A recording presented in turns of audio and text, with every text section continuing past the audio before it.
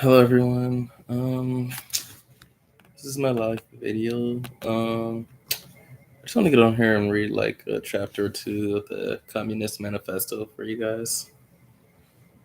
You know, develop some class consciousness, enrage the proletariat. So, without further ado, I'm going to start with the Communist Manifesto. It was written by Karl Marx and Frederick Engels.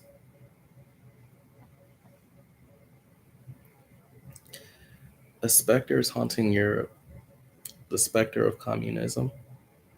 All the powers of old Europe have entered into a holy alliance to exorcise the specter. Pope and Tsar, Metternich and Quiznat, French radicals and German police spies. Where is the party in opposition that has not been decried as communistic by its opponents in power? Where is the opposition that has not hurled back the branding reproach of communism against the more advanced opposition parties, as well as against its reactionary adversaries?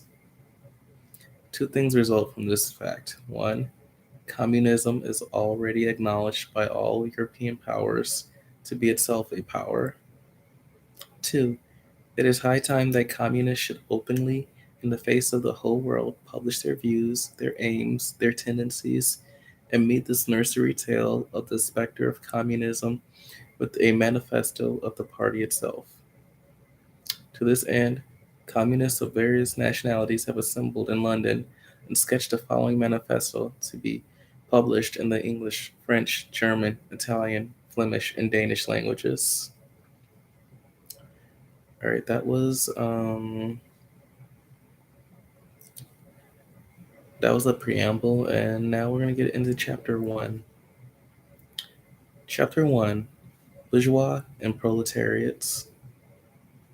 The history of all hitherto existing society is the history of class struggles. Freeman and slave, patrician and plebeian, lord and serf, guildmaster and journeyman, in a word, oppressor and oppressed, stood in constant opposition to one another, carried on an uninterrupted, now hidden, now open fight, a fight that each time ended either in a revolutionary reconstitution of society at large, or in the common ruin of the contending classes. In the earlier epochs of history, we find almost everywhere a complicated arrangement of society into various orders, a manifold gradation of social rank. In ancient Rome, we have patricians, knights, plebeians, slaves.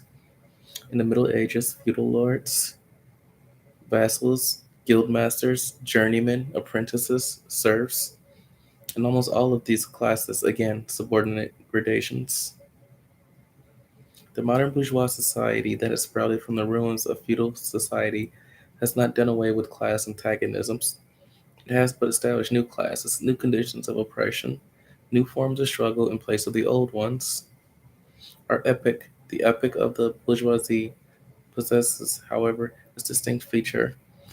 It has simplified class antagonisms. Society as a whole is more and more splitting up into two great hostile camps, into two great classes directly facing each other: bourgeoisie and proletariat. From the serfs of the Middle Ages sprang the chartered burghers of the earliest towns. From these burgesses, the first elements of the bourgeoisie were developed. The discovery of America, the rounding of the Cape, opened up fresh ground for the rising bourgeoisie. The East Indian and Chinese markets, the colonization of America, trade with the colonies, the increase in the means of exchange, and in commodities generally, gave to commerce, to navigation, to industry, an impulse never before known, and thereby to the revolutionary element in the tottering feudal society a rapid development. The feudal system of industry, in which industrial production was monopolized by closed guilds, now no longer sufficed for the growing wants of the new markets. The manufacturing system took its place. The guildmasters were pushed on one side by the manufacturing middle class. Division of labor between the different corporate guilds vanished in the face of division of labor in each single workshop.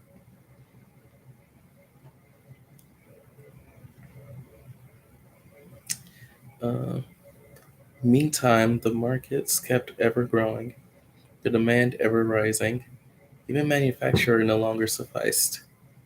Thereupon, steam and machinery revolutionized industrial production.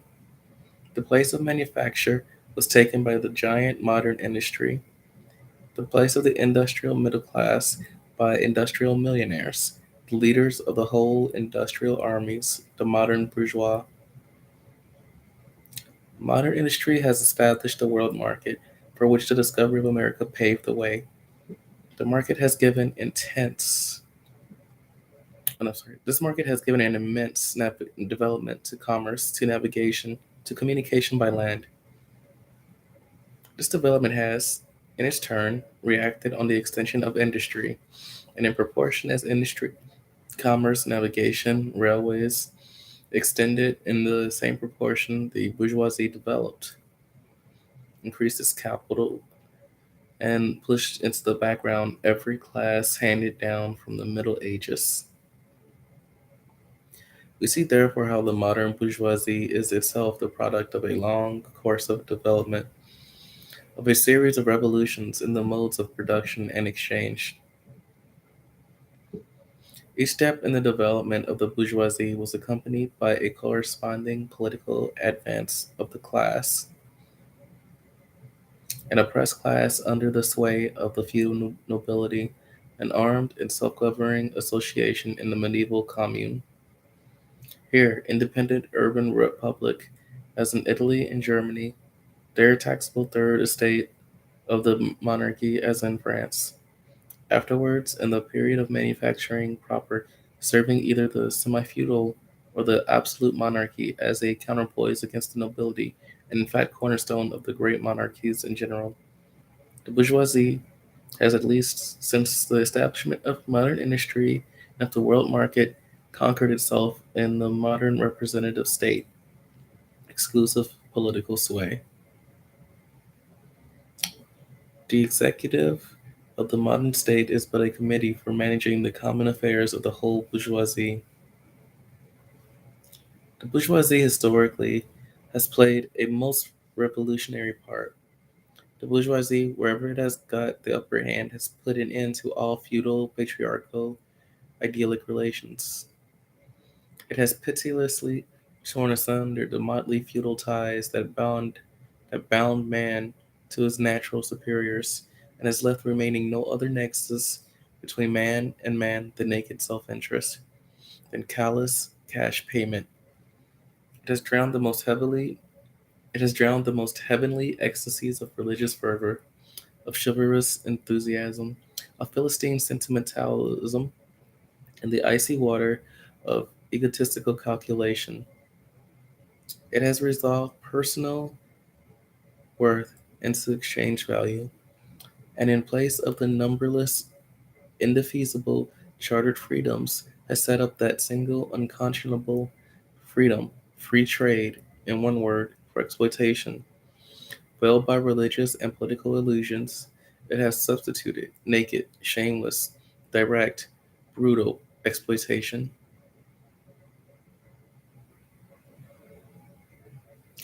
The bourgeoisie has stripped of its halo every occupation hitherto honored and looked up to with reverent awe. It has converted the physician, the lawyer, the priest, the poet, the man of science into its paid wage laborers. The bourgeoisie has torn away from the family its sentimental veil and has reduced the family relation to a mere money relation. The bourgeoisie has disclosed how it came to pass that the brutal display of vigor in the Middle Ages, which reactionaries so much admire, find its fitting complement in the most slothful indolence. It has been the first to show that man's activity can bring about. It has accomplished wonders far surpassing Egyptian pyramids, Roman aqueducts, and Gothic cathedrals. It has conducted expeditions that put in the shade all former exoduses of nations and crusades. The bourgeoisie cannot exist without constantly revolutionizing the instruments of production, and thereby the relations of production, and with them the whole relations of society. Conservation of the old modes of production in unaltered form was, on the contrary, the first condition of existence for all earlier industrial classes. Constant revolutionizing of production, uninterrupted disturbance of all social conditions, everlasting uncertainty and agitation distinguish the bourgeoisie, distinguish the bourgeois epoch from all earlier ones. All fixed, fast frozen relations, with their train of ancient and venerable prejudices and opinions, are swept away, all new formed ones become antiquated before they can ossify. All that is solid melts into the air, all that is holy is profaned, and man is at last compelled to face with sober senses his real conditions of life and his relations with his kind.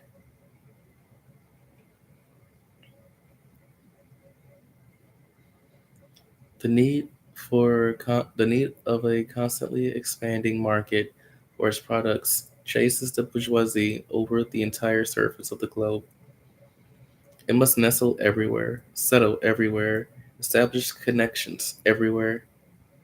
The bourgeoisie has through its exploitation of the world market given a cosmopolitan character to production and consumption in every country. To the great chagrin of reactionaries, To the great chagrin of reactionists, it has drawn from under the feet of industry the national ground on which it stood. All old established national industries have been destroyed or are daily being destroyed.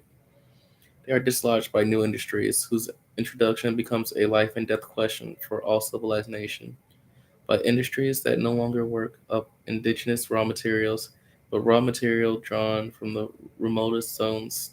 Industries whose products are consumed, not only at home, but in every quarter of the globe. In place of the old wants satisfied by the production of the country, we find new wants, requiring for their satisfaction the products of distant lands and climes.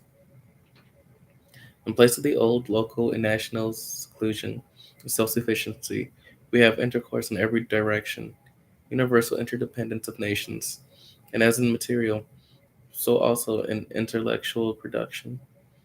The intellectual creation of individual nations become common new property. National one-sidedness and narrow-mindedness become more and more impossible, and from the numerous national and local literatures, there arises a world literature.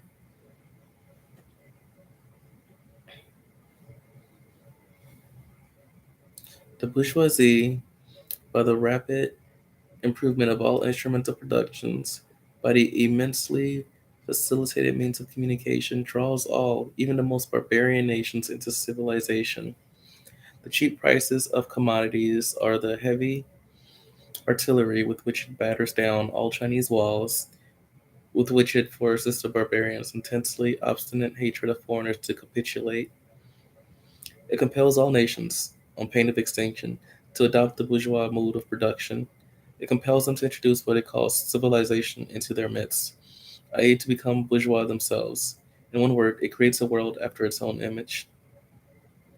The bourgeoisie has subjected the country to the rule of the towns, has created enormous cities, has greatly increased the urban population as compared with the rural, and has thus rescued a considerable part of population from the idiocy of rural life. Just as it has made the country dependent on the towns, so it has made barbarian and semi-barbarian countries dependent on the civilized ones. Nations of peasants on nations of bourgeois, the East on the West.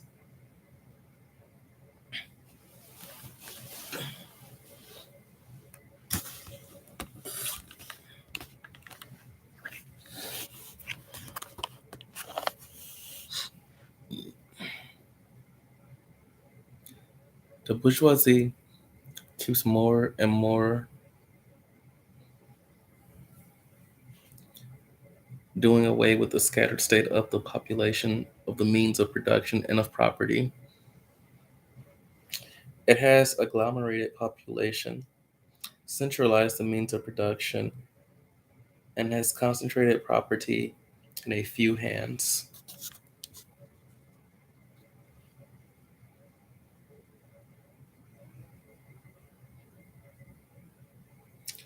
The necessary consequences of this was political centralization, independent or but loosely connected provinces with separate interests, laws, governments, and systems of taxation became looped together into one nation with one government, one code of law, one national class interest, one frontier, and one customs tariff. The bourgeoisie, during its rule of scarce 100 years, sorry, the bourgeoisie, during its rule of scarce 100 years, has created more massive and more colossal productive forces than have all preceding generations together. Subjugation of nations' forces to man, machinery, application of chemistry to industry and agriculture, steam navigation, railways, electric telegraphs, clearing of whole continents for cultivation, canalization of rivers, whole populations conjured out of the ground. What earlier century had even a presentiment that such productive forces slumbered in the lap of social labor. We see then the means of production and of exchange, on whose foundation the bourgeoisie built itself up, were generated in feudal society. At a certain stage in the development of these means of production and of exchange, the conditions under which feudal society produced and exchanged the feudal organization of agriculture and manufacturing industry, in one word, the feudal relations of property became no longer compatible with the already developed productive forces. They became so many fetters they had to be burst asunder. They were burst asunder. Into their place stepped a free competition, accompanied by a social and political constitution, adopted in it and the economic and political sway of the bourgeoisie class. A similar movement is going on before our own eyes. Modern bourgeois society, with its relations of productions, of exchange, and of property, a society that has conjured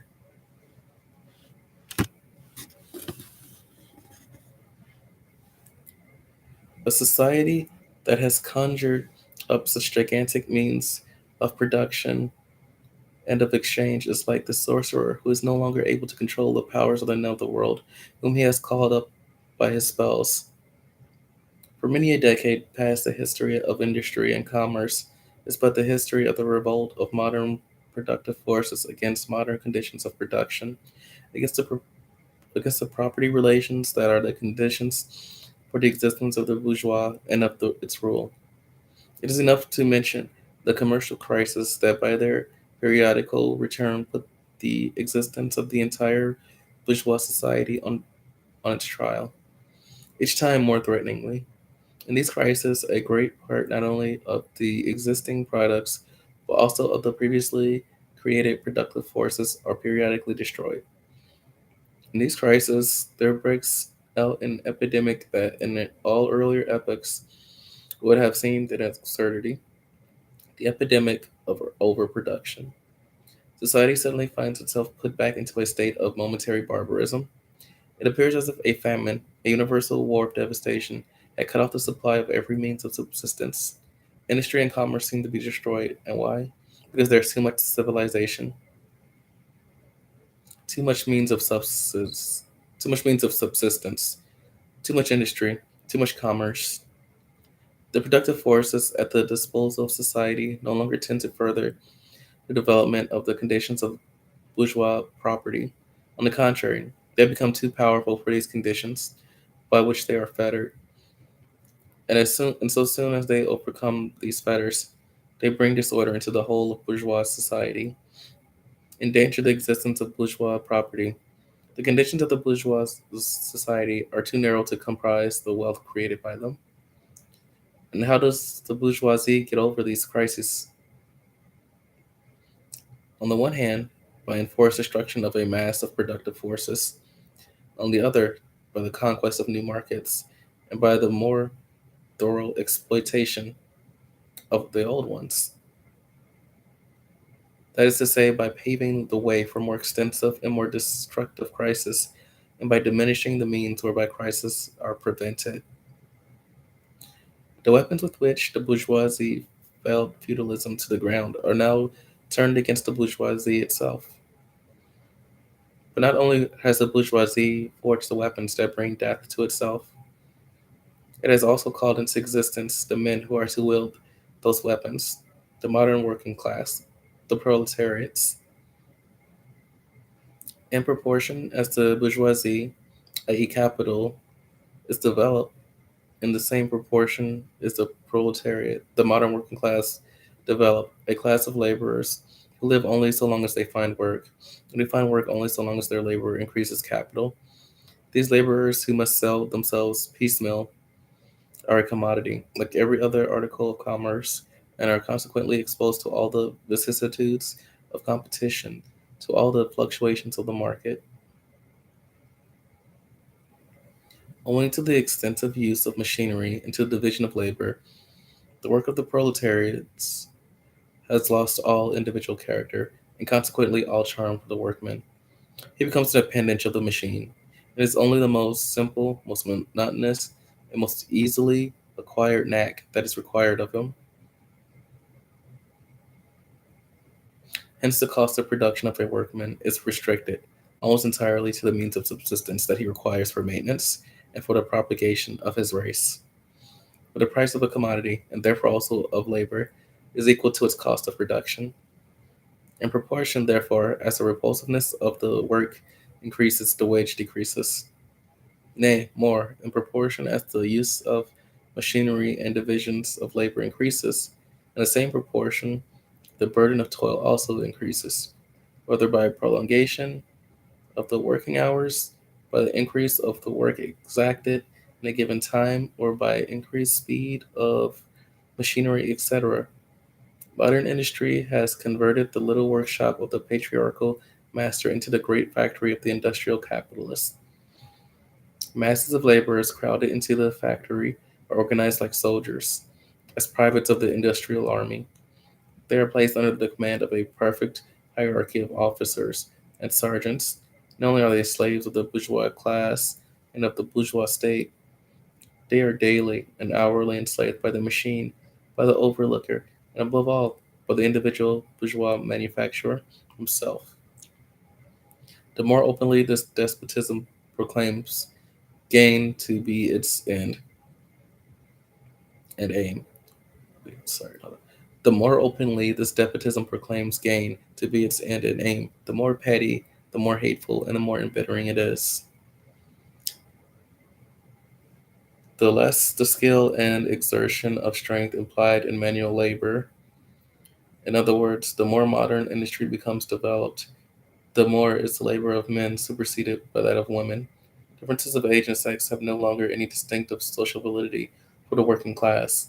All are instruments of labor, more or less expansive, to use according to their age and sex. No sooner is the exploitation of the laborer by the manufacturer so far at an end that he receives his wages in cash than he is set upon by the other portions of the bourgeoisie, the landlord, the shopkeeper, the pawnbroker, etc. The lower strata of the middle class, small tradespeople, shopkeepers, and retired tradesmen, generally the handicraftsmen and peasants, all these sink gradually into the proletariat, partly because their diminutive capital does not suffice for the scale on which modern industry is carried on, and is swamped in a competition with the large capitalists, partly because their specialized skill is rendered worthless by new methods of production. Thus, the proletariat is recruited from all classes of the population. The proletariat goes through various stages of development. With its birth begins its struggle with the bourgeoisie. At first, the contest is carried on by individual laborers, then by workpeople of a factory, then by the operative of one trade in one locality against the individual bourgeois who directly exploits them. They direct their attacks not against the bourgeois conditions of production, but against the instruments of production themselves. They destroy imported wares that compete with their labor. They smash to pieces machinery. They set factories ablaze. They seek to restore by force the vanished status of the workmen of the Middle Ages. At this stage, laborers still form an incoherent mass, scattered over the whole country and broken up by their mutual competition. Anywhere they unite to form more compact bodies. This is not yet the consequence of their own act of union, but of the union of the bourgeoisie, which, in order to attain its own political ends, is compelled to set the whole proletariat in motion, and is moreover yet, for a time, able to do so at this stage. Therefore, the proletarians do not fight their enemy, but the enemies of their enemies, the remnants of absolute monarchy, the landowners, the non-industrial bourgeois, the petty bourgeois. Thus, the whole historical movement is concentrated in the hands of the bourgeoisie. Every victory so obtained is a victory for the bourgeoisie. But with the development of industry, the proletariat not only increases in number, it becomes concentrated in greater masses. Its strength grows, and it feels that strength more. Various interests and conditions of life within the ranks of the proletariat are more and more equalized in proportion as machinery obliterates all distinctions of labor and nearly everywhere reduces wages to the same low level. The growing competition among the bourgeois and the resulting commercial crisis make the wages of the worker ever more fluctuating. The increasing improvement of machinery, ever more rapidly developing, makes their livelihood more and more precarious. The collisions between individual workmen and individual bourgeois take more and more the character of collisions between two classes. Therefore, the workers begin to form combinations, trade unions against the bourgeois. They club together in order to keep up the rate of wages. They found permanent associations in order to make provision beforehand for these occasional revolts. Here and there, the contest breaks out into riots. Now and then, the workers are victorious, only for a time. The real fruit of their battles lies not in the immediate result, but in the ever expanding union of the workers. This union is helped on by the improved means of communication that are created by modern industry and that place the workers of different localities in contact with one another. It was just this contact that was needed to centralize the numerous local struggles, all of the same character, into one national struggle between classes. But every class struggle is a political struggle, and that union to attain which the burghers of the Middle Ages, with their miserable highways, required centuries, the modern proletarian, thanks to railways, achieved in a few years. This organization of the proletarians into a class and consequently into a political party is continually being upset again by the competition between the workers themselves. But it ever rises up again, stronger, firmer, mightier. It compels legislative recognition of particular interests of the workers by taking advantage of the divisions among the bourgeoisie itself. Thus, the 10 hours bill in England was created. Altogether, collisions between the classes of the old society further, in many ways, the course of development of the proletariat. The bourgeoisie, oh, excuse me, the bourgeoisie, oh man, I lost my spot. Where's I at? The bourgeoisie finds itself involved in a constant battle, at first with the aristocracy, later on with those portions of the bourgeoisie itself, whose interests have become antagonistic to the progress of the industry. At all times, with the bourgeoisie of foreign countries, in all these battles, it sees itself compelled to appeal to the proletariat, to ask for help, and thus to drag it into the political arena. The bourgeoisie itself therefore supplies the proletariat with its own elements of political and general education.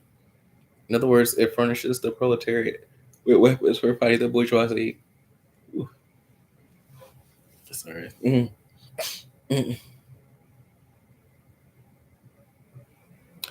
Theory is always really, really dense. All right.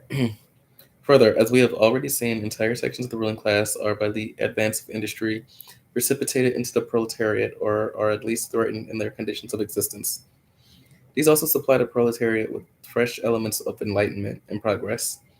Finally, in times when the class struggle nears the decisive hour, the progress of dissolution going on within the ruling class, in fact within the whole range of old society, assumes such a violent, glaring character that a small section of the ruling class cuts itself adrift and joins the revolutionary class, the class that holds the future in its hands. Just as, therefore, at an earlier period, a section of the nobility went over to the bourgeoisie, so now a portion of the bourgeoisie goes over to the proletariat. And in particular, a portion of the bourgeois ideologists who have raised themselves to be level to the level of comprehending theoretically the historical movement as a whole. Of all the classes that stand face to face with the bourgeoisie today, the proletariat alone is a really revolutionary class. The classes decay and finally disappear in the face of modern industry. The proletariat is its special and essential product. The lower middle class, the small manufacturer, the shopkeeper, the artisan, the peasants, all these fight against the bourgeoisie to save from extinction their existence as fractions of the middle class. They are therefore not revolutionary, but conservative. Nay, more, they are reactionary, for they try to roll back the wheel of history. If by chance they are revolutionary, they are only so in view of their impending status, of their impending transfer into the proletariat. They thus defend not their present, but their future interests. They desert their own standpoint to place themselves at that of the proletariat. The dangerous class, lumpen proletariat, that social scum, that passively rotting mass thrown off by the lowest layers of the old society, may here and there be swept into the movement by a proletarian revolution. Its conditions of life, however, prepare it far more for the part of a bribed tool of reactionary intrigue. In the condition of the proletariat, those of old society at large are already virtually swamped. The proletarian is without property. His relation to his wife and children has no longer anything in common with the bourgeois family relations, modern industry labor, modern subjection to capital, the same in England as in France, in America as in Germany, has stripped him of every trace of national character. Law, morality, religion are to him so many bourgeois prejudices behind which lurk in ambush just as many bourgeois interests. All the preceding classes that got the upper hand sought to fortify their already acquired status by subjecting society at large to their conditions of appropriation. The proletarians cannot become masters of the productive forces of society except by abolishing their own previous mode of appropriation, and thereby also every other previous mode of appropriation. They have nothing of their own to secure and to fortify.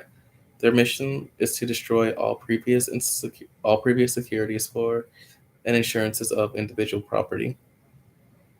All previous historical movements were movements of minorities, or in the interest of minorities. The proletarian movement is the self-conscious, independent movement of the immense majority. The interest of the immense majority, the proletariat, the lowest stratum of our present society, cannot stir, cannot raise itself up without the whole superincumbent strata of official society being sprung into the air. Though not in substance, yet in form, the struggle of the proletariat with the bourgeoisie is at first a national struggle. The proletariat of each country must, of course, first of all settle matters with its own bourgeoisie. In depicting the most general phases of the development of the proletariat, we trace the more or less veiled civil war raging within existing society up to the point where that war breaks out into open revolution, and where the violent overthrow of the bourgeoisie lays the foundation for the sway of the proletariat. Hitherto, every form of society has been based, as we have already seen, on the antagonism of oppressing and oppressed classes. But in order to oppress a class, certain conditions must be assured to it under which it can at least continue its slavish existence. The serf, in the period of serfdom, raised himself to membership in the commune, just as the petty bourgeois, under the yoke of feudal absolutism, managed to develop into a bourgeois. The modern laborer, on the contrary, instead of rising with the process of industry, sinks deeper and deeper below the conditions of existence of his own class. He becomes a pauper, and pauperism develops more rapidly than population and wealth. And here it becomes evident that the bourgeoisie is unfit any longer to be the ruling class in society, and to impose its conditions of existence upon society as an overriding law. It is unfit to rule because it is incompetent to assure its existence to its slave within its slavery, because it cannot help letting him sink into such a state that it has to feed him instead of being fed by him. Society can no longer live under this bourgeoisie. In other words, its existence is no longer compatible with society. The existential conditions for the existence and for the sway of the bourgeois class is a formation and augmentation of capital. The condition for capital is wage labor. Wage labor, wage labor rests exclusively on competition between the laborers. The advance of industry, whose involuntary promoter is the bourgeoisie, replaces the isolation of the laborers due to competition by the revolutionary combination due to association. The development of modern industry therefore cuts from under its feet the very foundation on which the bourgeoisie produces and appropriates products. What the bourgeoisie therefore produces, above all, are its own grave diggers. Its fall and the victory of the proletariat are equally inevitable. All right, I think we're gonna stop there at chapter one.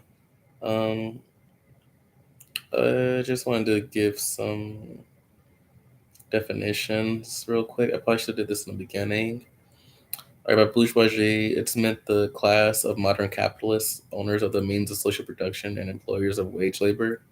By proletariat, the class of modern wage laborers who, having no means of production of their own, are required to selling their labor power. Um,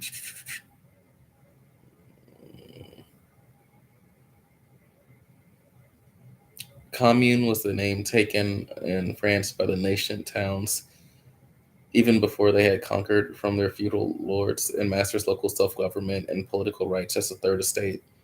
Generally speaking, for the economical development of the bourgeoisie, England is here taken as a typical country for its political development. France, Ingalls, 1888 English edition. Okay, so that was chapter one. I'll go down here and read chapter two later. Um, I need some water. Bye.